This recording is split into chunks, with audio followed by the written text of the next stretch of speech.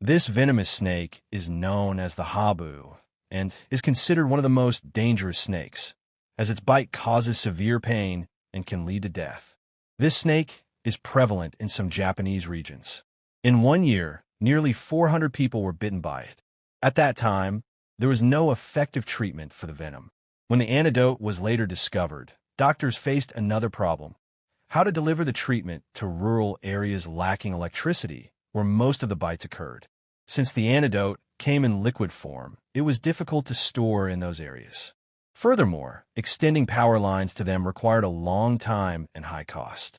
Developing a new drug, on the other hand, had an uncertain chance of success. Through intensive research, Japan found a radical solution: introducing the mongoose, an animal capable of feeding on snakes and immune to their venom. The idea seemed perfect at first, but as often happens, things did not go as planned. The mongoose population on the island reached about 10,000 individuals.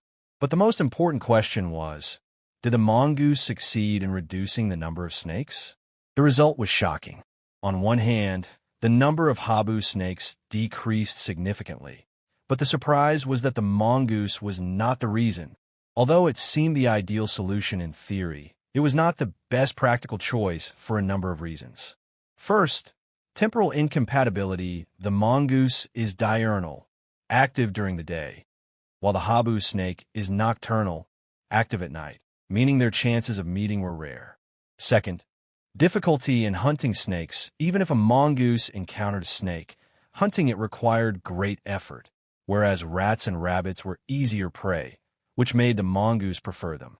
Thus, the mongoose had little to no effect in reducing the snake population, but it proved tremendously successful in another matter: reproduction. The mongoose spread and became an ecological disaster. By the year 2000, the Japanese government launched a program to curb the mongoose's spread, and since then, approximately 32,000 mongooses have been captured. The last recorded hunting operation was in April, after which the Japanese Ministry of the Environment declared its complete success in eradicating the original mongoose population on Amami, Oshima Island. But how did Japan deal with this huge number of mongooses? Initially, residents used traditional traps on roads, but they were ineffective. Later, specialized traps were developed, using poisonous foods and attractive scents. They even enlisted trained dogs to track the mongooses. Since 2005, local residents have participated in hunting operations, scouring forests and mountains to capture them. Enormous funds and resources were invested in eradicating them. But the question arises, why all this trouble? The answer lies in the mongoose's catastrophic environmental impact. It began preying on the island's endemic animals, such as local rabbits, leading to a decline in 15 endemic species.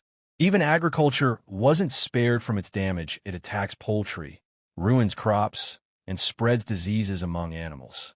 Within just 20 years, the habitat of some small animals is shrunk by 90%. It became clear that introducing mongooses to the island was a devastating decision. Lessons from the environmental disaster. Islands are characterized as sensitive ecosystems containing species unaccustomed to coexisting with new predators, and thus lacking defensive mechanisms against them. The arrival of a predator like the mongoose can cause major disruption in any ecosystem, especially since it feeds on whatever is easy to hunt. It took 25 years to get rid of them, and although killing such a massive number of animals may seem cruel, it was necessary to protect the native species. If invasive species are not dealt with in a timely manner, eradicating them later may become impossible. Indeed, by 2020, habu snakebite cases dropped to only 60 per year. But in reality, this wasn't due to the mongoose, but rather because residents took preventive measures alongside the widespread availability of treatment, which helped reduce fatal cases. It is worth noting that no deaths from habu snakebites have been recorded since 1992 to this day. If you like the video, subscribe to the channel and like it.